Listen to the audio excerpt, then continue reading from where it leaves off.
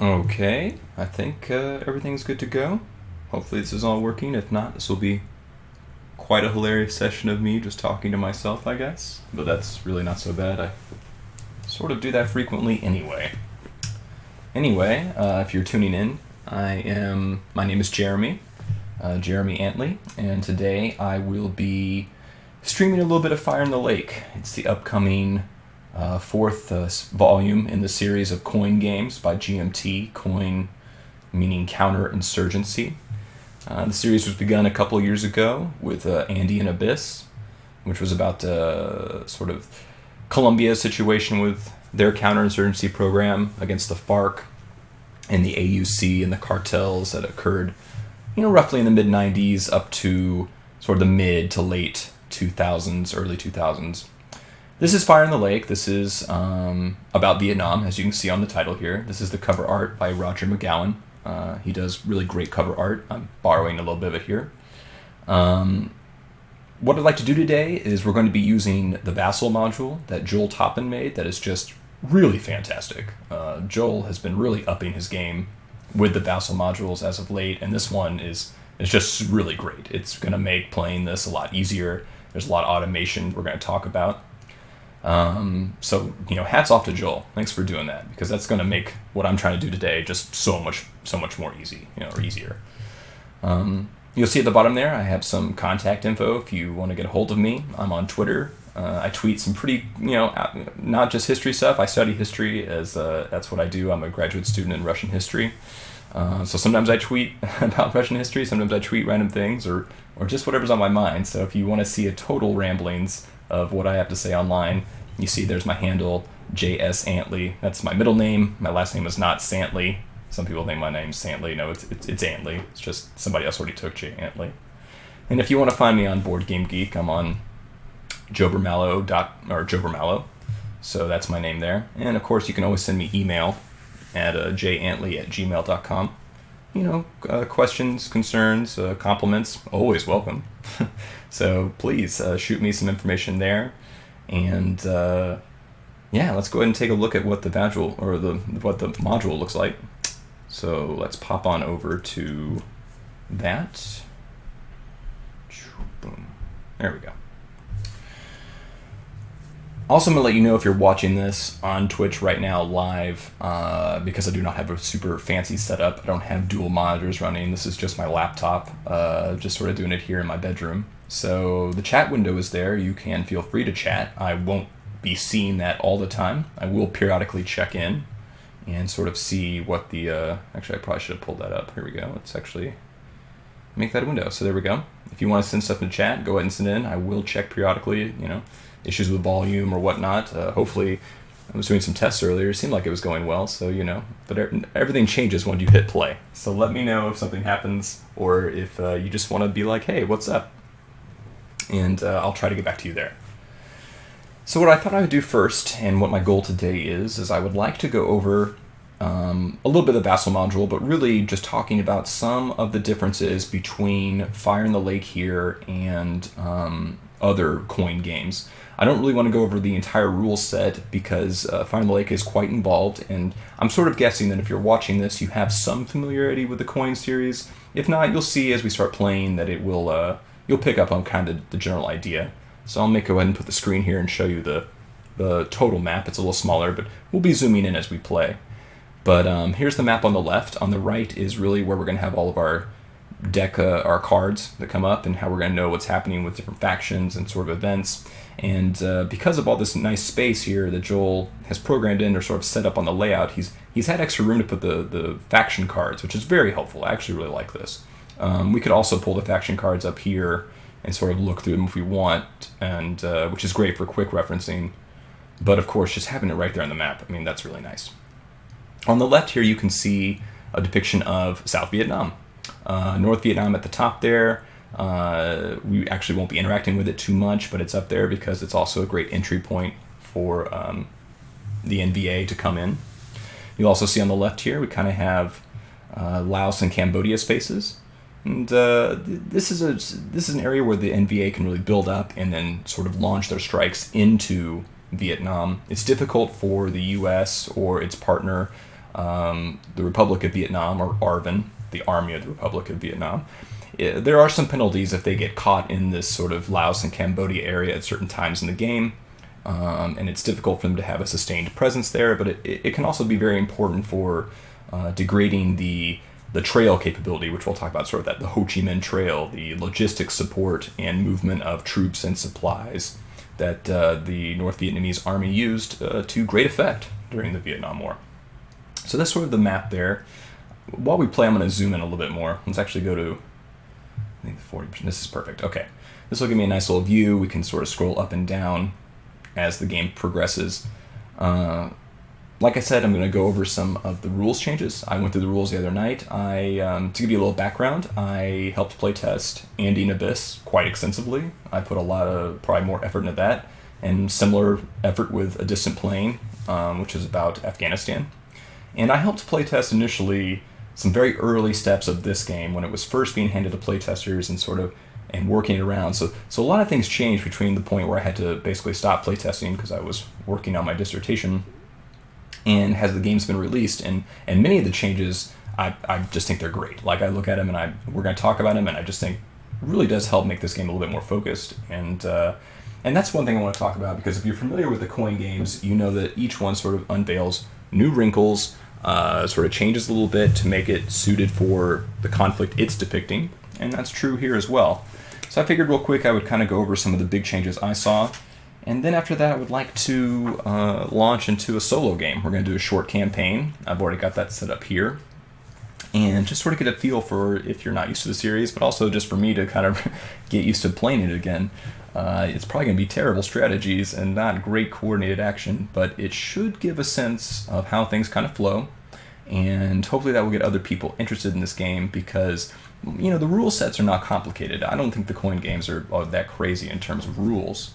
I think what makes them very intimidating and have a high learning curve maybe for new players is that it's difficult to really take a look at all this and say, well, how do all the factions interact? You can see there's lots of things being measured here. We have support and opposition. We have control, either coin control or NVA control or uncontrolled. And all these various measurements have impact on victory conditions for each faction. And we'll highlight a little bit about that before we start play. But my goal here is mainly just to sort of run through a few cards. Let's start thinking about it. I'm not going to be using the solo flowcharts. The game is right now, I believe, on a boat or in a dock being unloaded as we speak. So I don't actually have the physical copy of the game, and GMT really wants people to buy that game if you want to get the flowcharts, which I think is a great move. It's not going to be here on the Vassal system. I highly endorse the flowcharts. I think it's really fun to play with the bots, as they're called, and they've made it so you can actually play any side and play against these sort of flowchart enemies, sort of artificial intelligence robot enemies. Today, just for the purposes of this, I'm going to be super schizophrenic, and I'm going to play every side to the best of my ability, because there is some definite fog of war issues, but not so much that you can't really play all side equally. And you won't really have so much information at your disposal that you feel like you'll be cheating if you play one side and then play the other side. So that'll be sort of the goal today, and we'll just see how far we get through. Maybe we'll try to get through a coup card, and we'll just go from there. So yeah. Okay, so let's talk about some of the main differences I've noticed between, say, if you've played Andean Abyss or Distant Plain, and some of the new things you'll probably see here in Fire in the Lake. So one of the very first things you'll probably notice, or one of the things I noticed when I was going through, is, where is it? There it is. Is that the econ? Hold on a second. I'm going to be moving all sorts of pieces around here. Yeah, the econ marker. So the way that works is this, is that you have 4 factions in Fire in the Lake, and so you'll have what they call sort of the insurgent factions and the counter-insurgent factions. The counter-insurgent factions in this game is going to be the U.S., and it's also going to be the Army of the Republic of Vietnam, or ARVN. They're the ones that are going to be trying to gain stability and trying to root out the insurgent factions, which are the red pieces, which is the NVA, and then also these blue pieces, which is the Viet Cong. So those are the 2 factions that go against each other. And as you'll see at the top here, when you conduct actions in the game, you have to spend resources. So we see this blue cylinder here. This is the NBA resource count. They have 10 resources, and things cost variable amounts. Usually for the VC, it's 1 resource per action. So this is a game where you have to manage your economy. You have to be able to spend resources, but also grab them as need be. And there's different ways each faction can make money. The one big difference is the United States doesn't have its own money, so to speak. It spends the money of ARVN, of the Army Republic of Vietnam. And in other games where you've had this sort of cooperative or almost parasitic relationship in a way, such as in A Distant Plain, it was really easy for the coalition forces in that game to just spend a ton of your friends' money because you're sort of battling against them. You don't necessarily want the other side to get what it needs to get victory. You want to achieve victory. So it's very possible to just spend a ton of your allies' money and kind of keep them on the ropes if you were close to victory and you felt that the other sides weren't going to be able to really keep you from doing that. In this game, they've set what they call an econ level, and that's right there. You can see it's on 15. What the econ level is that you'll take the lines of communication, which are these little roads that have values on them from 0, there's 1, let me see if there's anything more than 1. I think most of them are 1. Oh, there's a 2 here. And what that is that's sort of a floor. That means the U.S. cannot spend past that. So you can spend a ton of ARVN's resources. The moment you get to 15, you can't spend their resources anymore, and that really does affect on what kind of operations you can conduct. So you can't do necessarily do assaults with ARVN forces or training and building up ARVN forces if you are going to have to spend below that. ARVN itself can spend below it. It's their economy. It's their sort of reserve money, and that level, the econ level, shifts every coup card based on how many LOCs are still intact, and you get money off those. This is sort of like the internal economy of South Vietnam. That's what these LOCs represent. Transportation, moving of goods, it's various things like that. That's why down here you can kind of see this is a little bit more valuable than the North, and some are worth 0. Most of them are worth 1. But they all total to 15. So every coup round, you'll sort of see what the sabotaged, unsabotaged LOC level is, and that will adjust. So that's a really interesting thing, I think, that really makes it so that the U.S. player can't just dramatically spend all of ARVN's resources doing whatever it wants to do. It does have a hold limit on there, and I think that's really just a great addition. We won't be doing these in this game. The short game doesn't have them, but there are new cards called Pivotal Events. Here's one on the left here for the NVA. That's their Easter Offensive. The U.S. has Linebacker 2. If we come down here and we'll see the ARVN forces have Vietnamization, and the VC has the Tet Offensive. These cards are a new addition, and what they are is sort of a way to have those dramatic events of Vietnam and the Vietnam War come to life. And under certain circumstances, if you fulfill sort of the requirements of the card, so we look here on the text here, it says that red section right there, play if 2+ cards in the RVN leader box and more NVA troops and US troops on the map. If those conditions are satisfied and you're eligible to play on that turn, you can trump anybody else that's about to take an action or any other card and say, nope, I'm going to play the Easter Offensive. And then you get that event, you get to have those effects right away, and you get to go first. It's really interesting. It's definitely one of those use it or lose it things because you only get it once a game. And they can be very, very powerful. And you can see as people edge towards it, you kind of get that feeling of, uh-oh, he's going to play the linebacker card, or Tet Offensive could be really devastating right now. It's really interesting mechanic. For today, because we're doing the short scenario, you don't use the pivotal event cards. So actually we won't really see those. That's something you see in the medium and long campaign games. But another big change, and something I think is just really great. I hope other coin games have something that kind of comes into this, because I think it adds a lot of flavor, and it gives you that extra little edge of uncertainty of saying, hey, I've got this ace in the hole, so to speak. There will also be another addition is monsoon cards. So as we start making the deck, and I'll just go ahead and say, let's make a short game deck. By the way, this is so great. Joel has made it so you just basically press a button and boom, the deck is already made for you. That's so great. Like, Joel, if you're listening to this, man, that's tops right there. That's so great. As we get to these little coup rounds, which sort of are periodic victory point checks, you're going to have the card before. So you'll see as we show, there'll be the current card and the upcoming card. And when the upcoming card is a coup card, which means you're about to do a victory point check, and you're going to take a pause, and you're going to start getting resources and resetting things. There's what they call a monsoon, because Vietnam was obviously in a monsoon area, and those were, quite impactful on certain operations.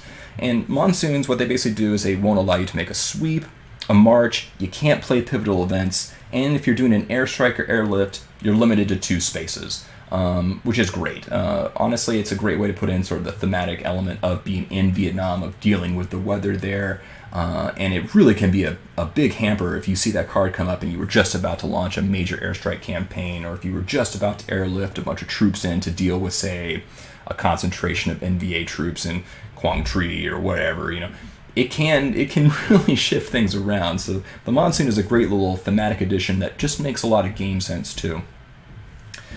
Another thing I noticed is that assaults. So the various actions you can make, as you can see over here, we'll look at the United States card over here.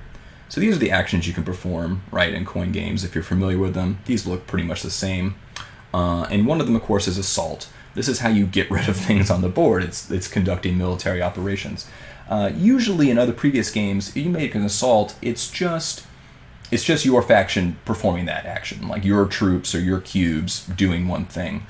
Now, the US has the option of, if it leads an assault in a space, it can then pay 3 extra resources and then have what they call a follow-up assault by ARVN forces that might be there. And this is amazing. This is a great 1-2 punch. I could see this being, that was something when we first played that was not there.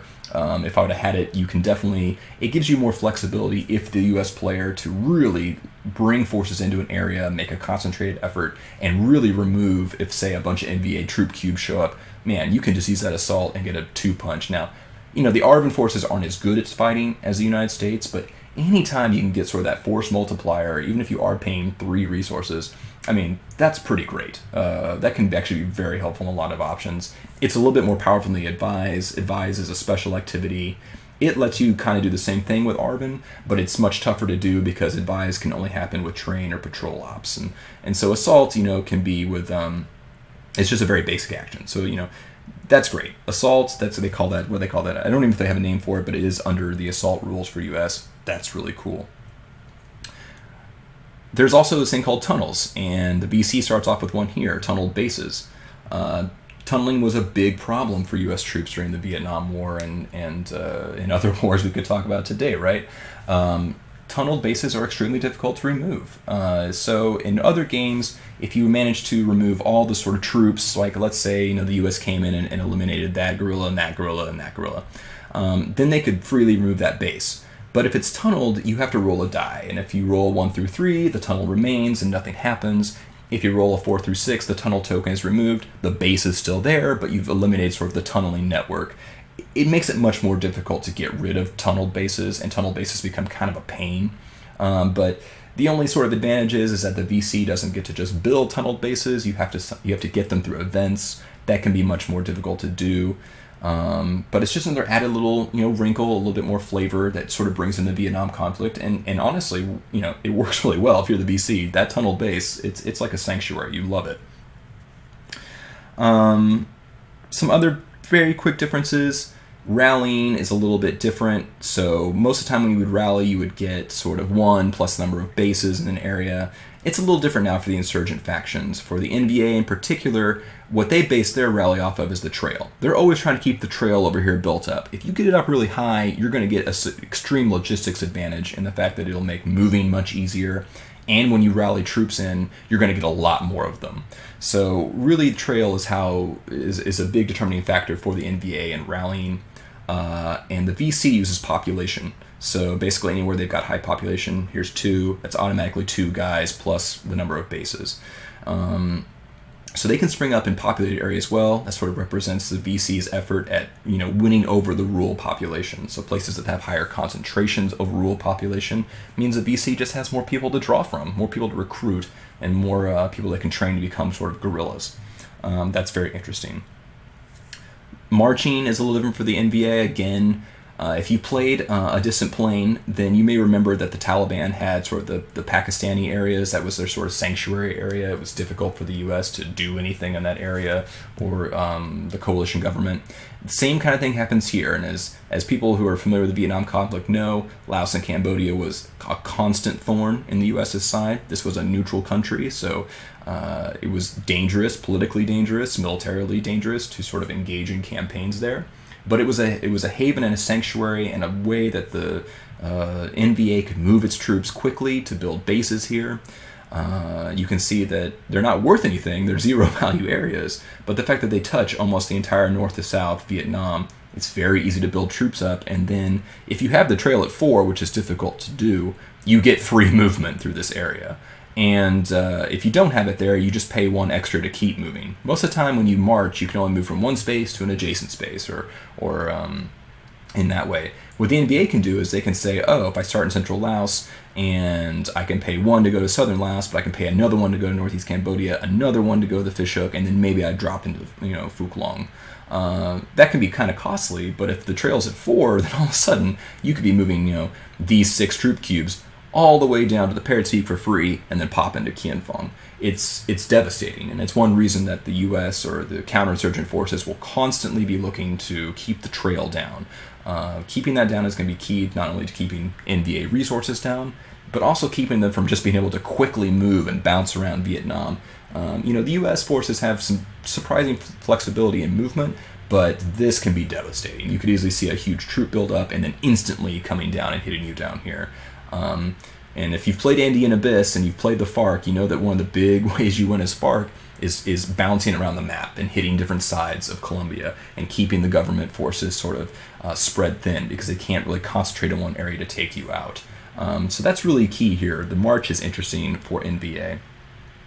One other thing I should have mentioned about U.S. assaults: if you are a insurgent faction and you get into a battle with troop cubes from the U.S., they cause attrition 1 for 1. So if you remove a troop cube, you lose a cube or a guerrilla, because the U.S. forces are just more capable. They bring more firepower and have more training.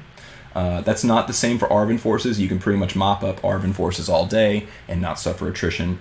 And also, if you're the insurgent factions and you use your ambush special ability, you don't follow the attrition rules, because you're quite literally executing an ambush. So you're negating that sort of strategic advantage U.S. forces would have in a standard firefight, in a standard engagement. One of the other big differences, which is probably the one that stood out the most to me, was the fact that terror as an op, which again is another common insurgent op, this is sort of how you reduce support in countryside and build up opposition for your forces. In other games, you could lay down what I almost called like a wall of terrors. You would just keep conducting terror, and you would keep putting a marker in there. So like, if I was going to do terror, I would come in and just sort of, let's move this over and get this in here. You could just essentially layer, where are the terrors? Oh, maybe it's under pieces? Pawns? Where'd the terrors go? Maybe you just say insert terror. Guess I should have really checked that out, huh? I'm gonna have to figure out where those are at. Essentially, in other games, you could just keep terroring and putting markers in, and every terror marker costs resources for the counterinsurgent factions to remove to begin repairing the damage you've done. And you could effectively lay down as many as you could, and it would just take so many resources for the counterinsurgent factions to even make a dent. In this game, they've limited it down to 1. You can do multiple terrors in multiple turns and keep reducing support and building opposition, but you won't get the added bonus of having multiple terror markers put in there. Some events will let you put terror markers. That's one of the few times you can actually stack them in a space. But now you're pretty much limited to 1, and that's a big difference. That definitely alters the strategy. I know when I first started playing this game, and I love playing the sort of cash-strapped guys, so I love playing the VC. You could just pretty much hold on to Tay Ninh essentially by just laying down a bunch of defensive terrors, as I would call them, defensive terror actions, and then the ARVN or US would have to spend so many resources just to knock you down there. It would be very difficult and not really worth it for them. So that's a big change, and one I think is definitely for the better for this game, because that was sort of a gamey tactic I used it in Andean Abyss. I definitely used it in A Distant Plain, and I really used it when we first played these games because it's a great way to just say, hands off, you're not going to spend the money to make this, to support. You're not going to do that. So that's really interesting. And sort of the last thing is that you'll notice in this game, Insurgent faction, particularly the NVA, can get cubes, troop cubes. This sort of represents more conventional forces. In the other counterinsurgency games, the insurgent factions mainly depended on guerrillas, these sort of cylinders, to go in and do actions. They're not as powerful, but you have to find them first through sweeps, and then you have to, once you find them, they go active, and then you can kill them because these are small little cadres of groups running around with, cells essentially running around doing things. It's difficult to find them, and that's sort of the real crux of counterinsurgency campaigns is not only finding the insurgents, but removing them effectively, keeping them, they know when you're coming, generally. They're a much smaller force. It's much easier to know when a much larger force is coming in to get them. So they have an information advantage. That's really what drives counterinsurgency campaigns.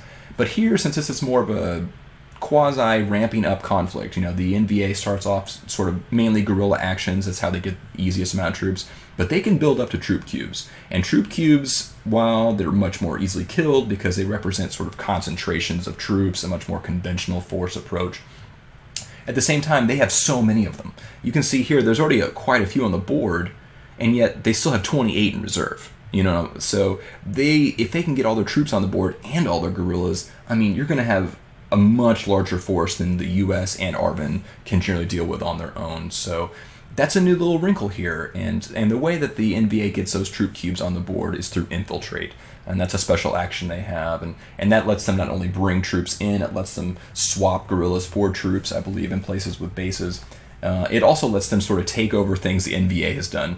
The NVA represents sort of the southern Vietnam communist forces that believed in sort of their own different version of communism, and the NVA is a much different, the sort of northern Vietnamese. I'm not particularly schooled on the history of Vietnam, but from what I do understand, there were big cultural differences between the North and the South, and so that infiltrate activity sort of represents Hanoi coming down and really supplanting the power that the VC has established. And you can use Infiltrate to replace VC guerrillas, replace them, to take over their tunneled bases if you have more of your own forces there than them. So if you have a bunch of cubes there, a bunch of guerrillas, and you outnumber the VC, you can use Infiltrate to sort of begin taking their resources for yourself. It does come at a cost. It sort of cools people's attitudes towards you because, again, the sort of cultural divide. What I mean by that is if you do Infiltrate, this oppose will go down by one level, up to a neutral level, because it sort of represents the fact that the Northerners are asserting more power, more control, and Southerners are not always so hip to that, to use that sort of weird parlance, not so hip to it. So Infiltrate's another big thing. Those are just some of the different changes. I know I went through those kind of quickly. If you're familiar with the coin series, that probably made a lot of sense. If you're not, you probably just like, great, that's lots of great, added theme there or fluff. But it really does make a big difference. It really does give this game that, it makes it feel like a Vietnam conflict and not just this coin game pasted on top of a Vietnam theme.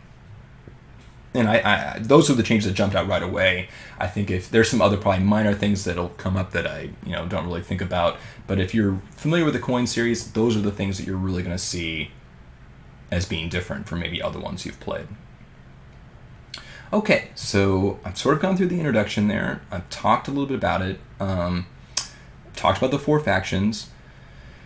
Guess it's time to just sort of dive in and see what's happening. Let's do a little quick check. And somebody said they were trolling me in the chat room. Where is the Jane Fonda card? I thought there was something about. I don't know if it was Jane Fonda particularly. I think there is some sort of propaganda card. No Mordor, no Space Marines, just regular good old Marines. So yeah, that's interesting. Again, if you want to get in the chat room, let me know. I will be checking that later. And periodically, I'm guessing everything's okay, except for the Space Marines. I'm guessing the volume is good and everything, so nice. Let's go ahead and start playing. As I showed you earlier, I sort of hit that button and didn't really explain it. What's great about Fire in the Lake is that the previous coin games have, even ones that have had sort of a longer time frame, such as A Distant Plain for the conflict in Afghanistan and Andean Abyss for the conflict in Colombia, you didn't really get that sort of periodization approach. It definitely was more of like a one long storyline being told. This game, because Vietnam is such a really intense event in American history, and because the battle has been studied ad nauseum, and also because it represented, various phases and changing engagements. Not only do we have different presidents, we had different sort of objectives and drives towards getting, towards solving the Vietnam puzzle. This game is able actually to take the standard event deck cards and separate them into periods, so 64, 65, and 68 and on. If you play a short game, you can just sort of create a standard deck out of all those cards put together, and you do your standard deck seeding, and you can make a deck, and it plays great. It's just like any other coin game. But if you want that sort of period feel, you want to get a little more of that historical tracking, not necessarily the scripting, but sort of the idea of, not getting certain events that occurred in 1971 to occur in 65, you can play with the historical decks, and that's what I've done here. We're going to do the short game. The short game uses the 65 through 67, so we're going to have some of these 64 and 65 cards. If you played later ones, you would get cards from different decks predominantly. And so that's just a really interesting way that they can come in and say, hey, this is how you're going to get a little bit more of that feel, a little bit more of that, what actually commanders had to go through, what sort of events were really key for that period. I think that's great. I think that's a really fun option. And let me just tell you, the fact that Joel made it so you just hit a button and it happens, that saves you a lot of headaches. I've had a few games where you see the deck wrong, you start playing, and especially on Vassal here, and you can derail an entire game. And if you're doing play by email, that could be, a couple of weeks, if not maybe a month of effort, just totally off the rails because you didn't seed the cards right. So this is great. Just hats off again to Joel. He does superb work. He also designed his own game. I'm going to give him a little plug here, Navajo Wars. Check it out. It's on GMT. It's a solitaire game about an interesting period in American history, sort of the conflict with the Navajo over time. Check it out. It's a really cool design, and he's just a really cool guy. So there we go. Plug for Joel. All right, so we got this going here. The best thing here is we got a button that just says draw a card. Just loving it. So let's go ahead and start that right now. We hit draw card. This is our upcoming card. We're going to hit another one. Boom. So let's zoom in here and let's take a look. Now to save space and whatnot, Joel made the cards a lot smaller, but if I highlighted them, they'll get bigger. That's pretty cool because honestly, you're really looking at the sort of faction order unless you care about the event text, which you always kind of care about. But, for most part, this is a quick, easy way to be like, oh, okay, I see what's happening. So here we go. We're going to start off our little insurgent game here, and we're going to start with SA2s. So you can see, if you're familiar with coin games, the faction order at the top sort of lets you know the turn order. So we see that we've got that big red star there. That means the NVA is going to go first. And honestly, this is a pretty good event. So you'll see there's two events here. We kind of have the top part, what they call the unshaded, and the bottom part, which is a shaded. And it says NVA capability. Capabilities are like little power-ups you can grab, to use a video game term. There's little power-ups you grab for your faction, and capabilities last the entire game. So grabbing it means you're going to have that ability for the rest of the game, essentially. There's another type of power-up, it's called momentum, and that means sort of for that round of cards until the coup card comes up, you're going to get that powerful ability or something special there. It doesn't last as long because it goes away, but it can give you a bonus. This one is a permanent bonus. So if we were playing a long game, you would almost think this would be no-brainer to take. We can see here the shaded part says Sam's Guard infrastructure, and if the NVA rallies and it improves the trail 2 boxes and not 1, that's super great. Part of the NVA ability when they rally troops is they can pay a little bit extra money to upgrade the trail logistical capability. And normally you can only do it by 1 space, but if I have SA2s, that means I can do it with 2 spaces. That's almost too good to pass up because honestly the trail is really key towards getting money for the NVA. It's also how they can get more troops on the board, and since we're right in the beginning of the game, I can sort of risk giving up a little bit of tempo to the US by taking this event. So that's, I think, what I'm going to do. So we go down here to our little sequence of play chart. I'm the NVA, I'm taking the event. So then what we do is we come over here to our sort of capabilities, and if you start the short game, the NVA already has a capability. It's called AAA, and it's the airstrikes that the US conducts can degrade the trail to level 2 only. It can't go below level 2. So with this combination of basically we just have a lot of anti-aircraft fire, anti-aircraft capability, and it's really going to keep the U.S. from harassing our logistical ability on the trail. So we'll go ahead and go to the pieces, we'll go to the events, and we're going to go look for SA2s. Boom. I'm going to put that right here. You can tell here also if it had been the other way, we could flip it, and you'll see the other side, right? That's the US side, the unshaded ability. And that would have stayed in the game forever too, so you kind of either have to take the event or make it so the other side can't grab it, because you definitely didn't. I would not want this. Airstrikes, the trail equals, well, let's see what does it actually say. It says -1 NVA, but let's see, it says, oh, removes 1 NVA piece outside the south. Oof, that would be really great. Good thing we're not going to let them do that. So we'll go ahead and flip this over. All right. So that's the first person to go. We take a look on our card here. We see the U.S. is up. Now, if you're familiar with the sort of mechanics of the coin system, what the first faction decides to do directly impacts what the second faction can do. So if I had only taken an operation but no special activity, then the next person would only be able to do a very limited operation, which is they could do any of their normal operations but only in one space. If I had done an operation plus special ability, then the next person could still be limited to only a limited operation, or they could take the event.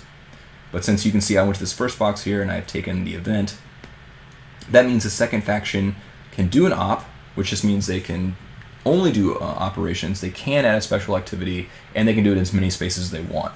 So I'm definitely ceding tempo to the US, but I'm doing it to get a really powerful ability. So for me, that's an okay trade-off, especially as the first card in the game. All right, let's take a look here. Let's zoom out our map, and let's think about what we want to do as the US.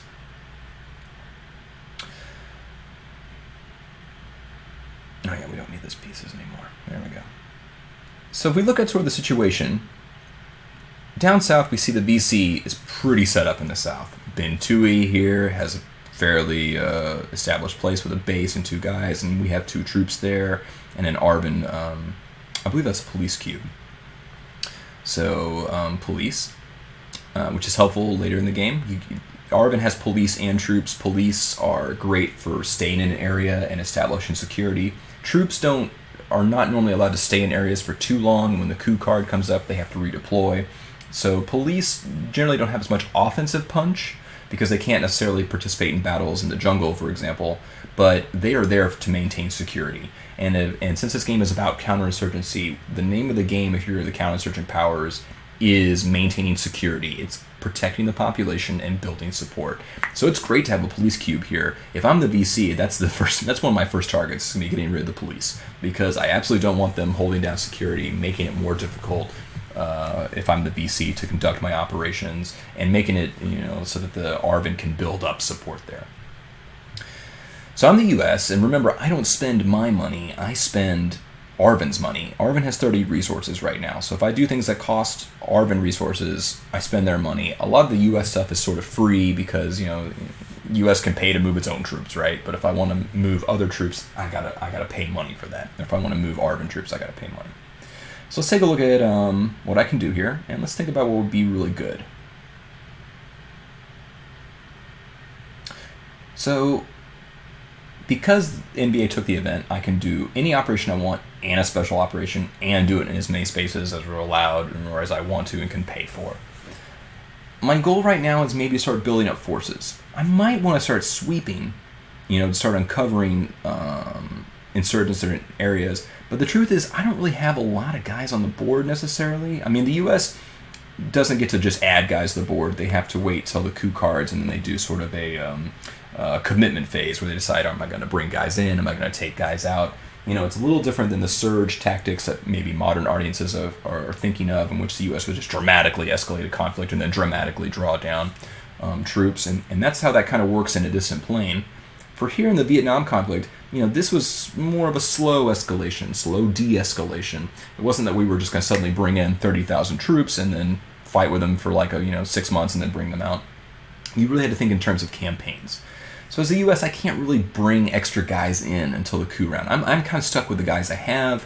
If they start dying, I'm going to have less of them. I got to protect them. one thing I can bring in is sort of these, my own insurgent forces, my own little US-led irregulars. These represent sort of special forces troops training local militias, local ethnic groups to act as sort of defense forces. They can be very potent. They don't move very easily, but it's one of the things I can do to bring guys in outside of the coup round. So I'm thinking maybe sweeping might be good, airstriking might be great, because I can start really pounding away at guys, which would be very nice. So what to do? So we're looking at the board here. You can see in the north, Arvin is definitely under siege here in Quang Tri. This is a dangerous place for Arvin. They don't have that many guys. Central Laos and North Vietnam have guys. Quang Tri's got guys. And there's Hue. And Hue is a city. It's worth 2 population points. I mean, this is a very tempting target for the NVA to go for. I'm kind of thinking we need to start building up forces for Arvin just so they don't get completely overrun in the next few cards, because it could easily be that NVA would get the ability to go first next round and could just immediately start launching attacks, and it'd be very easy to start wiping out a very minimal presence of Arvin here.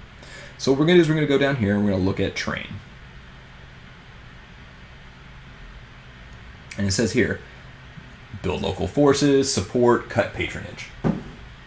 So we can either target cities or provinces with US pieces, and it'll cost 3 Arvin resources per space where Arvin is placed, which we will try to do. And you can see here the procedure says we either can place 1 to 2 irregulars, or if we have a base there, we can put 1 to 2 rangers and up to 6 Arvin cubes. And then in 1 coin-controlled train space, we can pacify, which means we can raise the support level. Or if it's Saigon, we can move 3 patronage points to resources, because Arvin's goal is to build up patronage to sort of secure the local allegiances of elites to the Saigon regime. It could be seen as corrupt, it could be seen as graft, it could just be seen as politics as normal. But regardless, the U.S. doesn't necessarily like having Arvin, line the pockets of its own supporters when it could be generating, good governance, good foreign aid. So that's one way you can sort of reduce Arvin's patronage is through the train operation. So I think what we're going to do is we're going to train, and we're going to start trying to put more Arvin cubes where we have a base, and we're maybe going to put some irregulars out, and let's see where we can do that. Oh, let me just zoom the map out. This is kind of the one downside of using Vassal. I'm not super great at doing the zooms in and out, so apologize if it is a little disorienting at first. But if you've seen anybody do board game videos with handheld cameras, I mean, it's like a Blair Witch all the time. So the way we're going to easily mark what we're doing here is we're going to use pawns. White pawns mean regular ops, and black ones are our special ops. So if I can only target places with US pieces, and especially only places with US base to put guys down, I got one here in Binh Dinh, I got one here in Pleiku. I also have one in Saigon, and also here. Saigon, this looks pretty loaded with guys. I may put some more people down, but honestly, what I think I'm going to do is I'm going to train in Saigon. I am going to train in, Pleiku. And that's pretty much all I want to do. I don't want to be spending a ton of resources, of Arvin's resources, so we'll build Arvin troops there because I have a pretty good showing of guys here. And I think what I'm going to do is I'm going to put, I'm going to rally a guy in Binh Thuy. Okay, so let's go ahead and conduct that, because I don't think I'm going to do my special.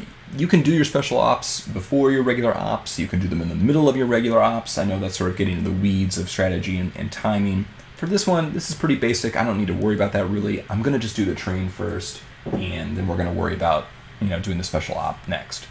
So let's take care of the ones where I'm going to put in Arvin troops. Now remember, I can only do it in places where I have a US base. So I picked 2 spots here. I picked Saigon. I picked Pleiku. If we take a look here, it says I can place 1 to 2 rangers or up to 6 Arvin pieces at the cost of 3 per space. So I'm going to go ahead and pay the 6. Come up here. Go to 24. Let's go here. So Pleiku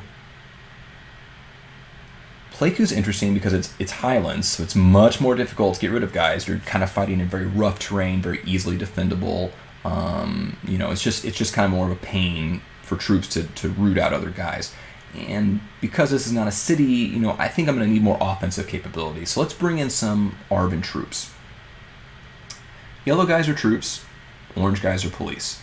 I can bring up to 6 of any combination. So what I'm going to do is I think I'm going to bring in 4 of these guys.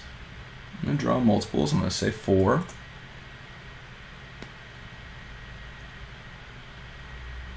And there they go. And I'll go ahead and separate these out just so because we have a lot of space, so don't have to necessarily stack guys. We can see what's going on. I'm also going to bring in 2 police.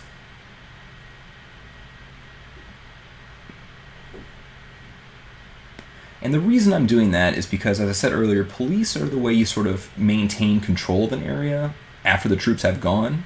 Having police is a requirement to, in the coup rounds, to raise support. You have to have that security in an area to really raise support.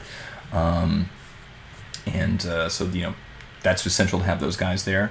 And it's somewhat difficult to get troops into the countryside. Here I can just sort of place them. That works out very well. Otherwise it's more difficult to do it, so this is a good opportunity to start getting police in the countryside. For Saigon, I'm going to actually do almost the opposite. I'm going to bring in 4 police.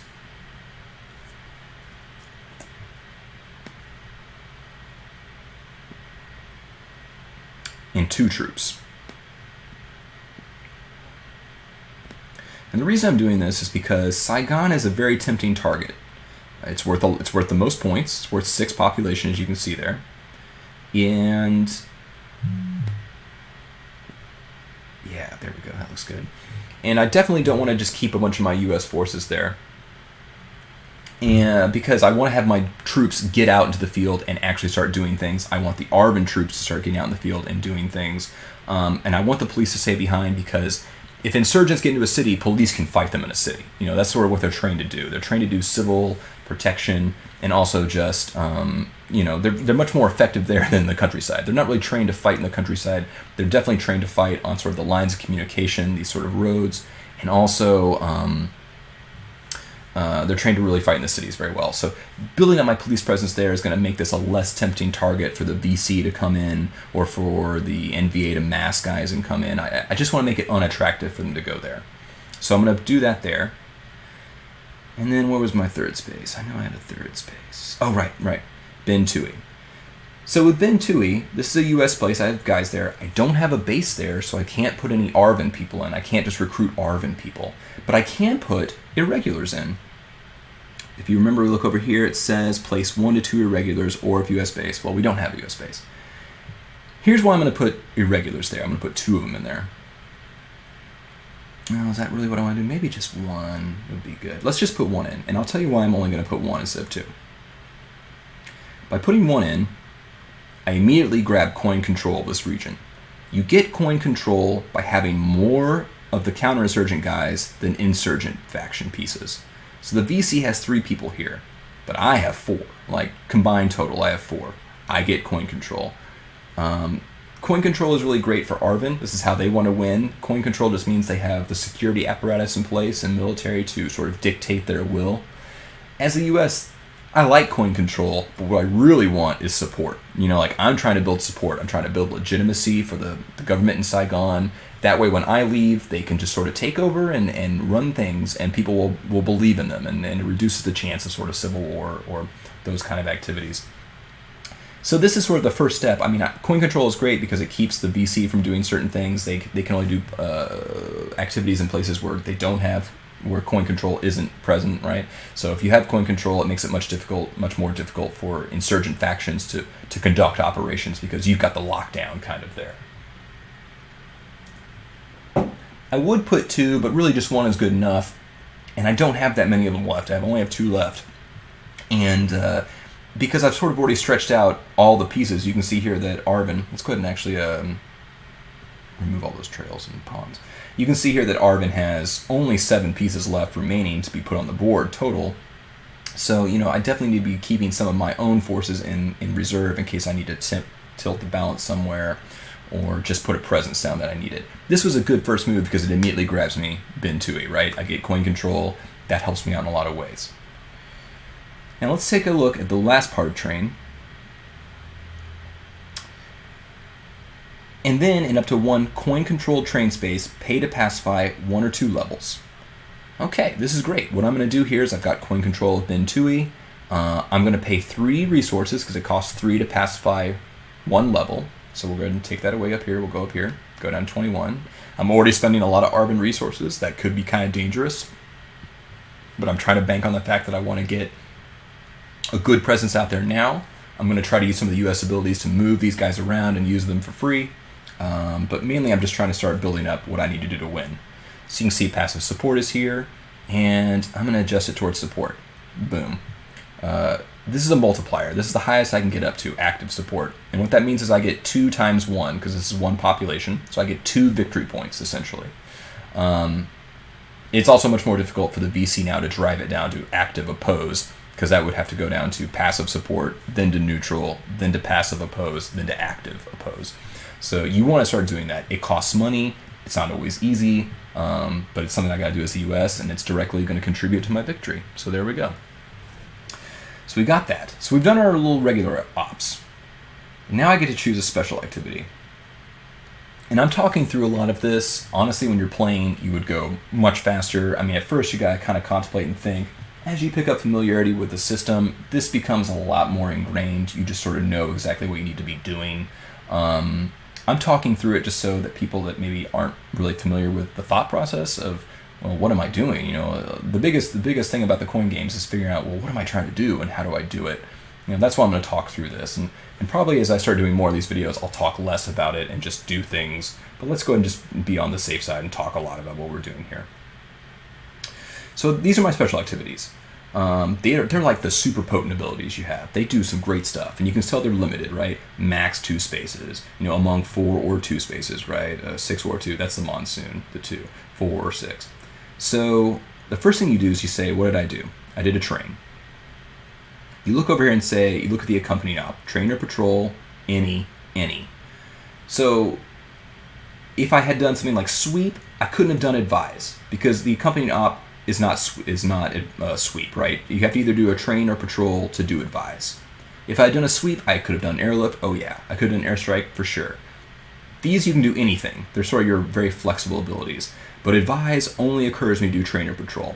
So because of that, let's take a little look at it and see if maybe we want to do that. So the purpose is to strike with indigenous forces or add aid. We can pick 1 or 2 spaces not selected for training. So one of the places we didn't do it has to be one of those other spaces.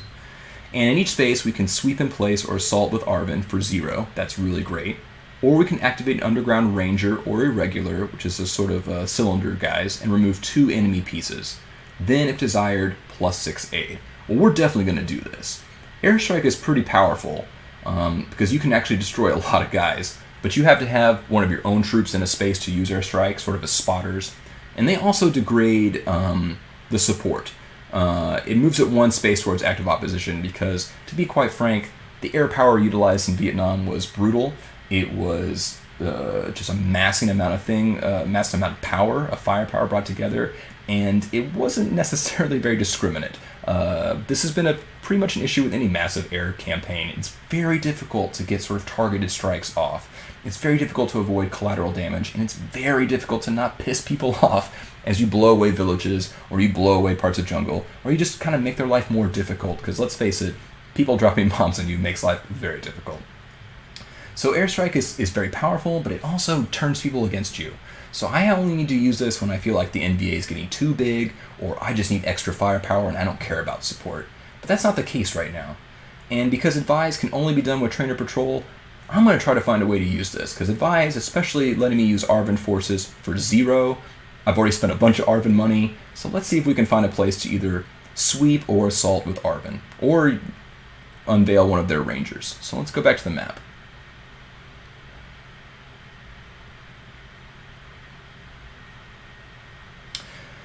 So I'm looking here, and really the threat area is in the north. We all know the north is this is not good. Okay, these are guerrillas are massing up. We definitely need to be doing something to either uncover those guerrillas or make moves. If we kind of look here in the south, we got BC here, we got VC here. Out here it'd be great to even just get guys, but since we can't move them, they can only do it in place. We have to pick a place where troops are already at. So I think what we're going to do is we're going to sweep probably maybe Pleiku, maybe Bin Din, maybe Quang Tri. Okay, because these are the three spaces where I see ARVN forces and the enemy. So let's go take a look at the Republic of Vietnam's thing, and let's take a look at sweep. Because this is what I think I'm going to do. I would do an assault, but assault only kills troop cubes, which there are none of those spaces we just looked at. They also kill activated guerrillas, guys that have been found, and you know where they're at, and you're going to target them. And since we don't have any of that, we're not going to be really able to do an assault. So let's take a look at sweep. First off, we get to ignore this. It's free, because it's an advised action, right? We're not moving troops, but then activate one enemy guerrilla per ARVN cube or ranger there. Or if we're in jungle, we activate one enemy guerrilla per 2 cubes, because it's the jungle. It's much more difficult to find people in the thick of it.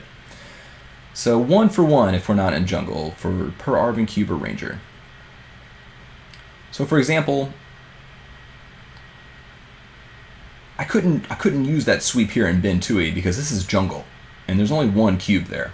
So they couldn't uncover anything. You need more than that to find people in the jungle. But I could uncover both the guys in Bin Din here, right here, which would be nice, or Pleiku. I'm going to pick Bin Din. I'm going to tell you why. 1, it's already under coin control. It's got passive support. It's worth 2 population points. So it's worth a lot more than Pleiku over here. It's worth 1 population point, and Pleiku has no support. Which means it would be easier for them to sway it to opposition, but at the same time, this is worth more points. So either I make it more difficult for them to gain ground, or I make it more difficult for them to hurt me in getting ground and getting victory points. You could easily say, well, let's protect this area because this area has already got support, and that's actually a pretty good point. But just for the... Oh man, this is tough. And actually, this is probably a little weaker than this. Maybe I'm going to change my mind. Let's do it in Pleiku, because I've sort of changed my mind, because we've got more forces here, we've already got some support. If they lower it, that's not going to be great for me, but I can work with it. So we're going to say Advise is going to pick this space. I believe I only get to pick 1 space. Let's double check. 1 or 2 spaces now. So I guess I could do both those, actually. So yeah, that's what I'm going to do. We'll go to pieces, and we're going to put our little black markers out. And oh wait, I lied. I can't do that because I used Pleiku for training, so I definitely can't target that space. So we'll take Bin Din for sure. And is there anywhere else I can get some good effect out of this? Yeah, we'll go ahead and do Quang Tri as well. It's not going to be as effective, but we might as well do it anyway. So these are free, and if we follow the guidelines, we have 2 cubes here, so we can, and this is not a jungle, so we can activate 2 guerrillas. Activated guerrillas don't get to do nasty things like ambush because you know they're there. They can't conduct terror operations because you know they're there. And they're also easier to kill because you know they're there. If we come down here to Bin Din, we see we got two cubes. It's not a jungle, so let's go ahead and activate these guys. All right. So that's the end of the U.S. faction. So we'll go ahead and hit this. This gets rid of all the markers and movement trails. And if we zoom back out and sort of look at the map, then what we can see is that we've trained more guys here. We added another guy down here. We raised support. We added more people in Saigon. We use our advised ability to sweep in Bin Din and Quang Tri because we used our advisors on the ground to tell them, hey, it'd be a great idea if you got your troops up and you started rooting out the enemy. That'd be super good for us. That's one of the nice things about Advise. It lets you do it for free. Otherwise, that would cost money if the ARVN did it, but we can do it for free because we're using our expertise and some of our money to do that. Okay. So that took a while, but that's sort of the thought process you go through, and in the beginning, it gets a lot tougher because you have so many different paths, like you have so many different options to go for. So in the beginning, it can be kind of tough to do that. So I'm going to move this guy over here. And once you fill up these 2 things, that's the end of a turn. That's 1 card complete. Since they did stuff, they go to ineligible because they've just acted. And we hit the draw card button. Thank you, Joel. And now you can see that we've moved cards up and we have another card on deck.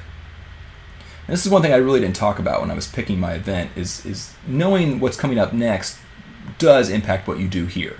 Because maybe you don't want your opponent to get the event on the next card, or maybe it's really potent for them, and so you not planning for that can be really disastrous. But this is the limited fog of war, right? I have no idea what's coming up in this deck of cards, but I get to see a little bit in the future, and that does impact your planning. So we've played our card, we've moved the next one over, now run ADSID or ADSID. If we look at the faction order here, well, the US and the NBA, they already went, so we don't have to worry about them. Next up is the VC. So the first thing you do is you look at the card and you sort of say, is this a card the VC would care about taking, the event for? And since you're the insurgent faction, you always do the shaded one. You could do the unshaded. I mean, if you take the event, you can choose to activate any event.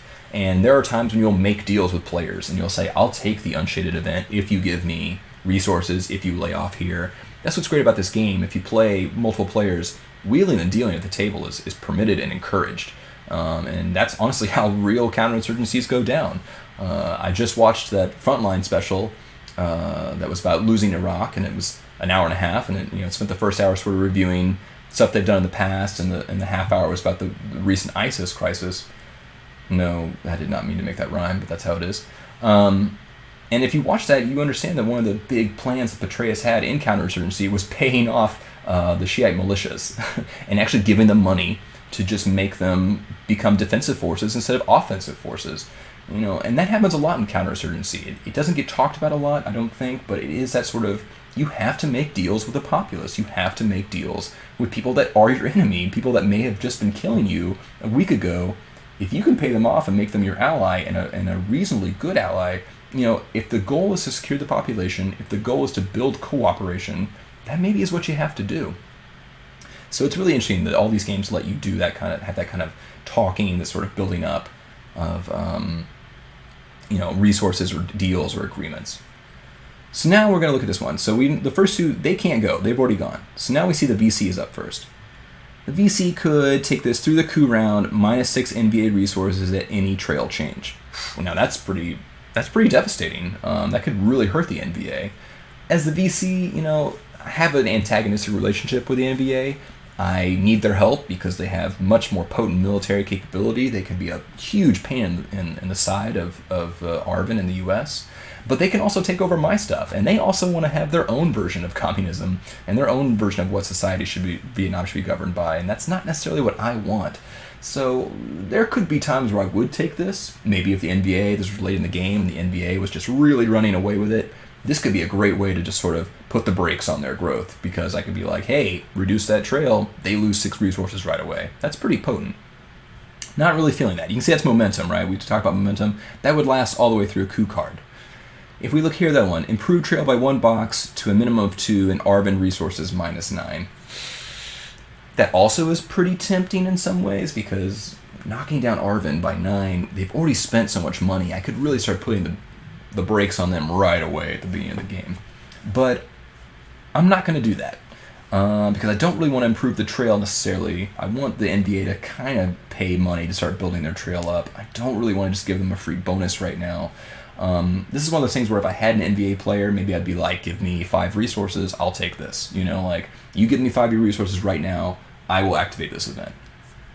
But since I'm being Mr. Schizophrenic, I think I'm just not going to do that because I really just don't have any incentive to really give the NBA, that much of a bonus right now. As much as I would love to have Arvin lose 9 resources, I'm not going to do that.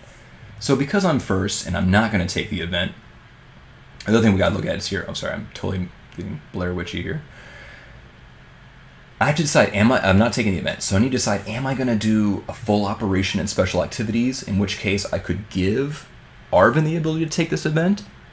Or am I just going to do operations only, no special activities, and then keep Arvin from taking this event and having very limited impact themselves?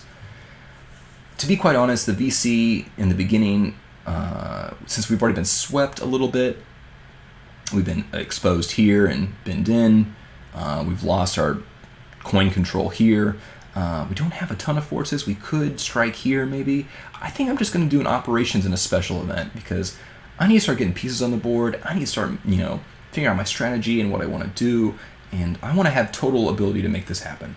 So I'm going to say burst op plus special ability. All right, so before I do that, I'm going to check on the old... okay, good. Nothing's happening here. Still questioning Jay Fonda.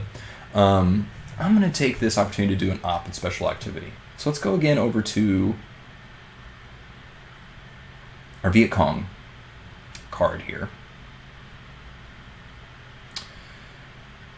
So I have some options. I can rally, I can put some guys, I can do it in any province or city without support. Again, you remember that's why I built support in that one area, because I don't want the VC doing things like that. It's not great. I could march guys around. I don't have a lot of guys to march. That might be kind of cool. We'll see about that. I could attack. Attacking is pretty risky for guerrilla forces, because if you read what you have to do here, you activate all your guerrillas in the area, and you roll a die, and if it's equal to or less than the number of guerrillas there, yeah, you kill 2 guys. But then all your guys are activated, and if they're all activated, they can't do other things well. So attacks, there are times for it, especially if you're going to pull off an ambush, which I might do, because it's like a free attack that would actually work very well. But attacks, it's hard. You got to decide when you want to do that. Or I could do terror and build opposition, hurt the economy, and I could start reducing some of this buildup that's been happening. The other thing you gotta remember, right, is a special ops. So if I do terror, then I can only do tax or subvert. And that actually wouldn't be so bad either. If I did an attack, I could either do tax or ambush. If I did march, I could do anything. And if I did rally, I could do tax and subvert. This is tough. I think what I'm gonna do, I'm gonna rally and I'm gonna subvert. I think that's what I'm gonna do, because these are very potent things. Rally lets me get more guys on the board, and subvert lets me take away Arvin units or take them over, which is pretty potent. It's sort of like I said, remember the VC is trying to convince people to join their side, and if you know the conflicts, other insurgent conflicts in our past, such as what's going on in Afghanistan, what goes on in Iraq, you know that subversion is very real. It's a very real threat. It's a very real occurrence. You can never really tell who's, even if they're wearing your uniform, if they're on your side or not. And we just had that attack on the American general. He was killed by, someone wearing, an Afghani uniform, an Afghani troop. That's subversion, right? It's a very common element of counterinsurgency or insurgent activities. So I think what I'm going to do is I'm going to rally, get more guys on the board, and then I'm going to start trying to hit the Arvin where it hurts, where I can start taking them away. So let's look at rally. We can do any province or city without support. It costs us 1 resource per space. We get 1 BC guerrilla, or we can replace 2 guys that are there with a base. And if we have a base there, then we can put population plus BC bases, or flip any of the VC guerrillas there underground. That's pretty potent. So let's take a look. We've got to keep in mind we only have 10 resources. We're kind of cash strapped here in the beginning. We could tax and make more money, but I can do a lot with 10 resources, and I can do a lot with a little. So let's take a look. I can't rally here and bend in because it's got support. Can't be done. I could do Quang Duc. I can't do Ben Tui because it's got support. And this is tough. So I think what I'm going to do is let's get our little markers out. I'm going to go to Tay Ninh, because I have a base here. It's already full opposition. I can get a lot of guys here quickly because there's 2 plus 1, so that's pretty good. I'm going to come here to Quang Duc and do the same thing. Because some of my thinking here is this. If I build up troops in Quang Duc and Tay Ninh, I can start marching onto LOCs and take away economic activity. I can march into neighboring adjacent provinces and start really, bringing the ruckus, as Wu-Tang might say. Well, they said it somewhat different. We're not trying to be explicit here. I want to build up support so I have the most ability and options to strike out to neighboring areas. I need that flexibility right now because my forces are not great at military capabilities. They are good at doing sort of subversion, terror tactics, and having maximum flexibility is going to allow me to inflict the maximum amount of pain when I can. And I kind of want to spread out because if I get concentrated, the U.S. is going to easily swoop in and begin conducting their operations. So let's just go ahead and do the rally. Let's do those 2 spaces. And I think, yeah, we're going to make them pay here in play coup. I'm also going to rally in play coup. It's got no support. I have a base here, so I'm going to get at least 1 extra piece. So we'll do that. All right, so that's 3. That costs 3.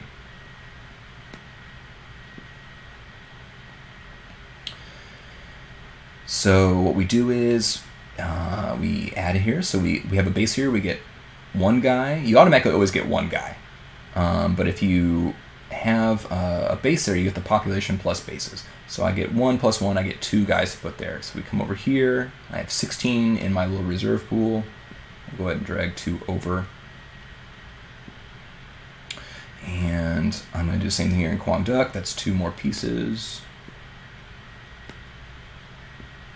And I'm going to do the same in Tay Ninh.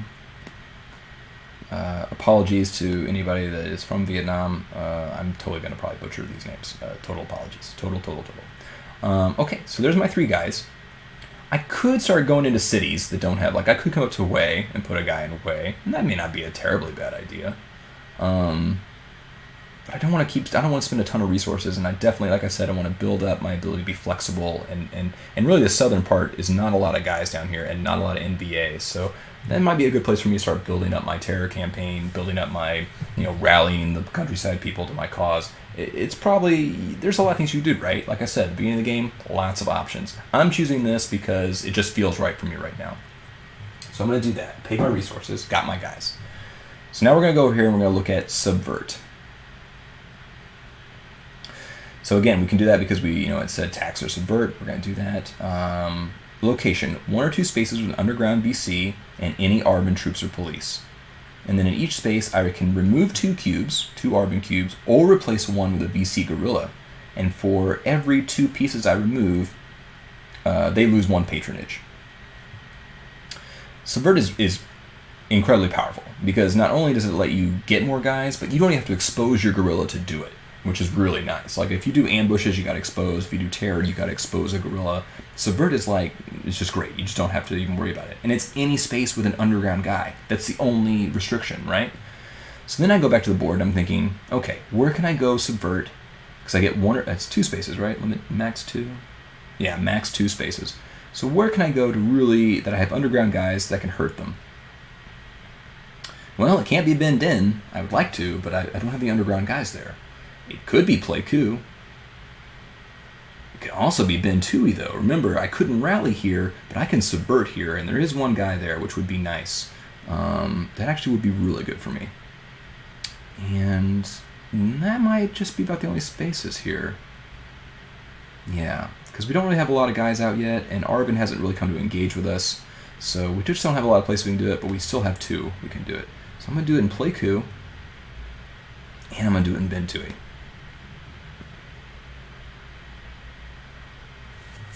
Now, in Play Coup, I'm going to remove 2 guys straight up. I could take 1 guy away and get a guerrilla, and that would actually be really nice in a way, but there's a concentration of troops up there that can hurt me, and there's also police here, which I don't like. So, because that allows the counterinsurgent factions to build support during the coup rounds.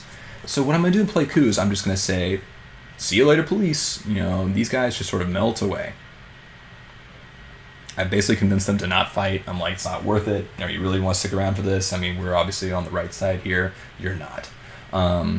So there, I've taken away 2 guys there.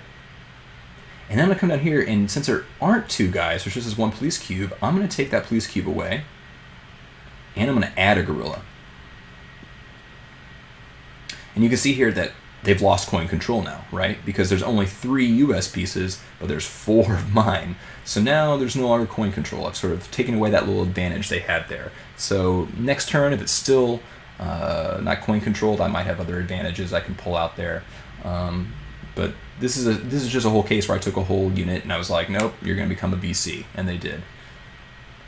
Okay, so that's the VC. We're going to end their faction play. Now there's ARBN. So you can see I get to do the limited op, or I can take the event. Limited op means I can do any of these operations, right? But I can only do them in one space.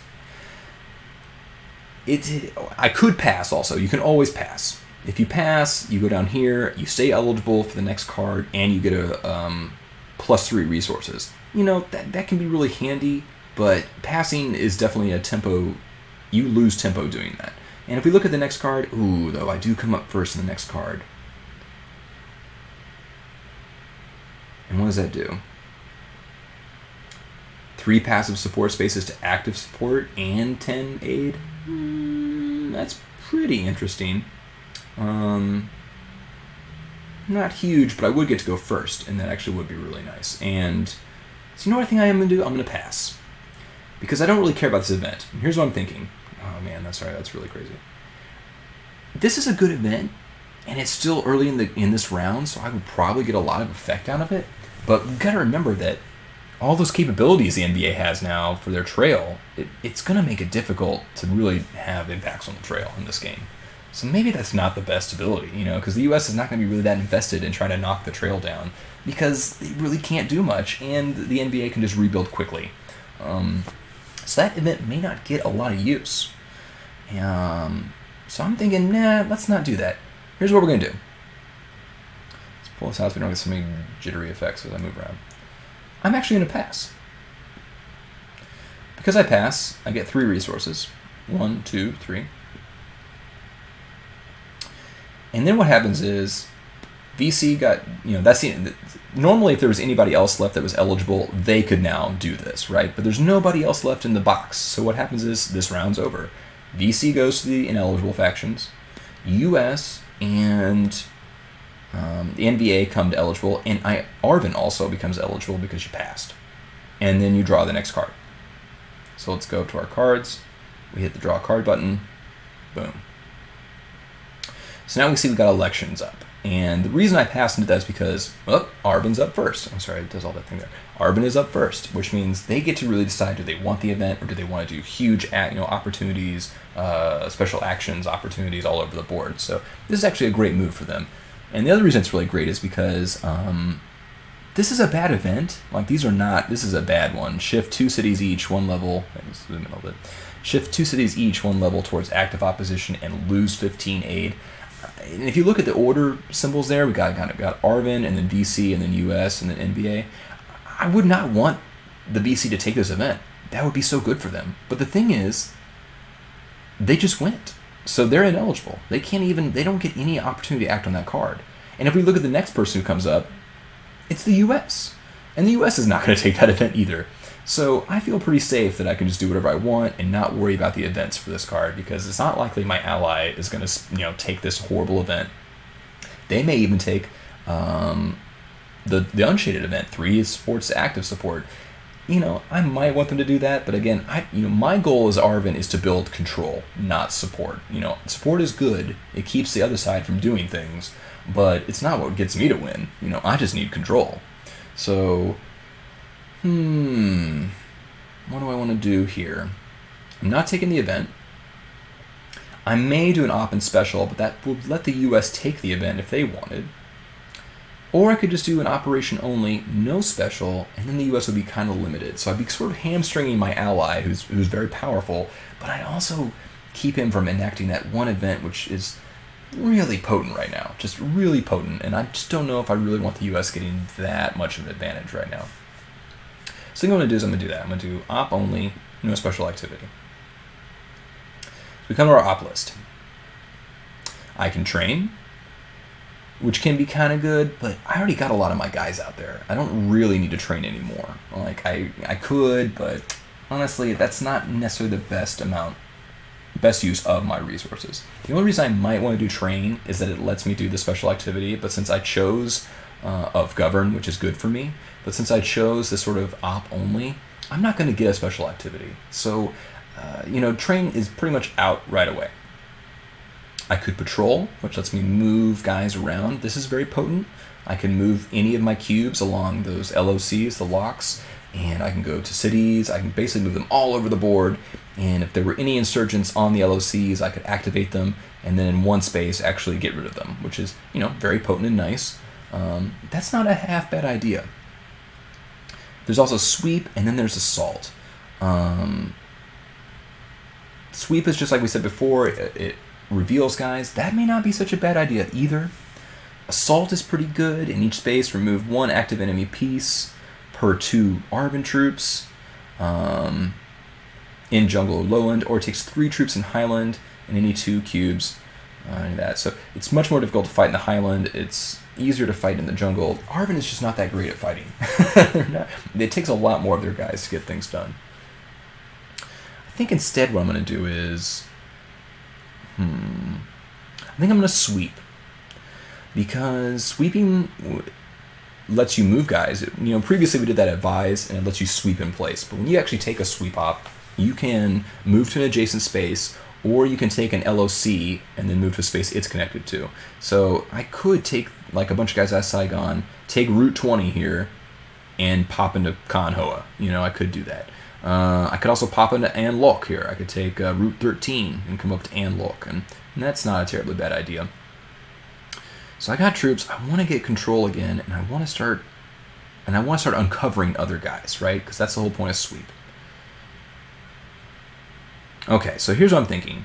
Kin Feng and Kin Guang or An Quen, these are high population areas too, and they've already got opposition, and they've got guerrillas. I just want to get control. And I want to get control, and I want to drive the other guys out. So I'm thinking it's time to go sweeping into these places, okay? So here's how we're going to do that. We're going to pull in our little guys. I'm going to say, yeah, Kin Feng sounds good. And yeah, we're going to go into Kin Gang. Okay, so that's 2 spaces. That cost me 6 resources. So let's go to our guy up here. Down to 18. Let's get rid of that pieces there. Alright, so here we are in Saigon. And because I was the US and I made sure they had lots of extra police guys there, it's time to start moving cubes out. And I think I can move any cube, right? I believe I can move any cube on a sweep. Move any Arban troops. Oh, it's just troops. That's actually okay. So what I'm going to do is I'm going to say, oh, hey, Kin Feng, here comes 1, 2, 3, 4. We're just going to move them all in. 5. Oh, wait, no, those are police. Oh, I'm so stupid. Sorry.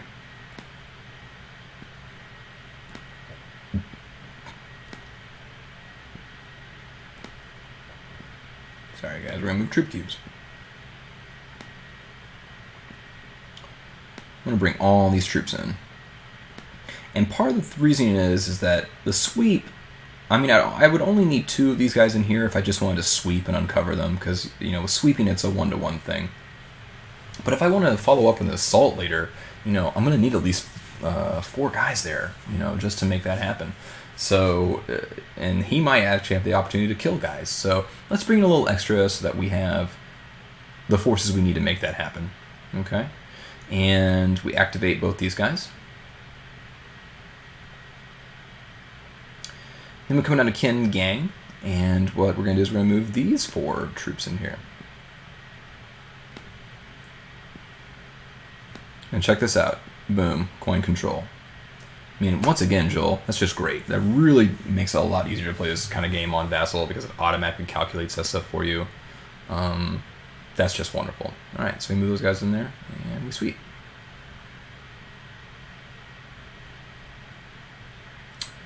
And then because all those movement trails are quite confusing and kind of ugly, we're going to hit that button. Gets rid of all the trails and our little guys. So we did our first op only. We got no special activity. We're done. So now it's who's next on the card, which is the US, if I remember right. Yeah, US.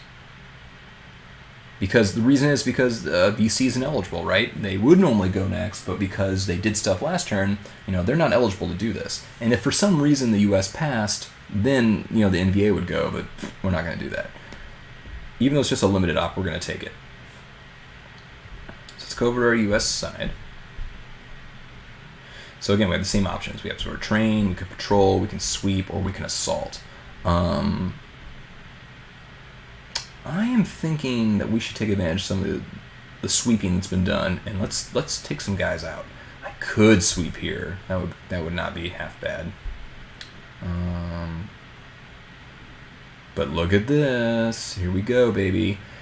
This is a great spot to assault because the guerrilla is already uncovered. There's a base here, and I have a U.S. base here. And if I have a U.S. base, I get much better firepower ability. So let's take a look at assault. In each base, remove one active enemy piece. Troops, then guerrillas, bases, and then tunnels for each U.S. troop cube. 2 for 1, which means I get to remove 2 enemy pieces for 1 cube if a U.S. base, or only 1 for every 2 if Highland without a U.S. base. And then I can also pay to have Arvin do a follow-up assault, like I talked about in the beginning. So having a base gives you 2 for 1 automatically.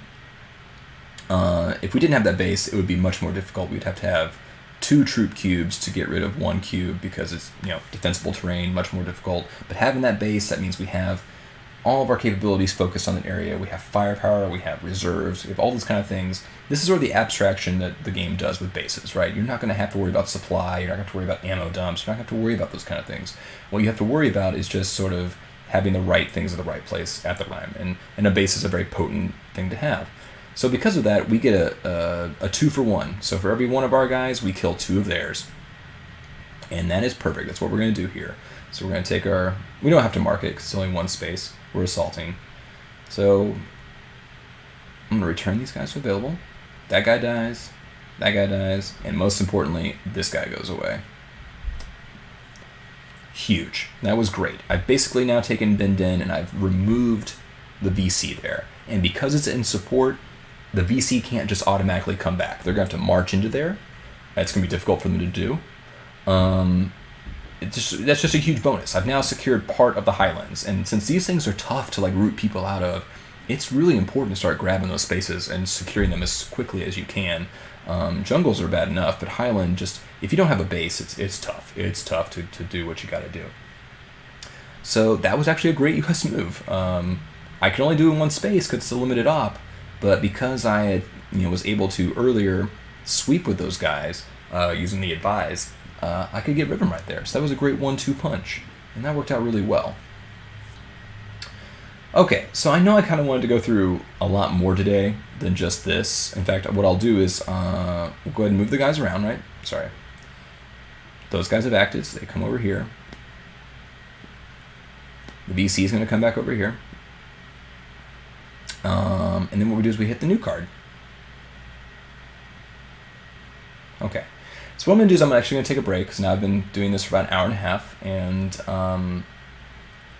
I think I'm going to keep this going. I'll let you know when I want to do this again and stream it, and my goal will just be to do a short campaign. It's not as long, and as we get through more and more of the turns, I'm going to stop talking about what I'm trying to think about and doing, and I'm just going to do it with some brief commentary.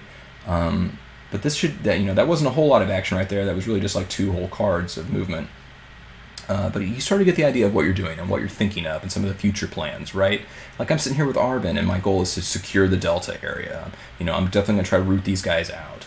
As to the U.S., my goal is mainly going to be trying to secure the Highlands. This is going to be a dangerous spot here. This can be bad. I'm really kind of worried about Quang Duc and really Tainan. This is not good either. The cities are weakly held. So it may look like I suddenly got this huge advantage because I was able to knock these guys out of here, and we sort of got the guys on the run down here because of this, but you'll see it's a lot more difficult than that, and that honestly the VC hasn't got a good build-up position. I mean, Pleiku's not going to be just a cakewalk. That's going to be kind of tough. And honestly, the NVA, when they start getting rolling, they took that event, but they could easily start moving guys down and coming from the north and taking Quang Tri or making a push on Hue. It's just the beginning, and there's really a whole lot more that can go down. So I think I'm going to stop here.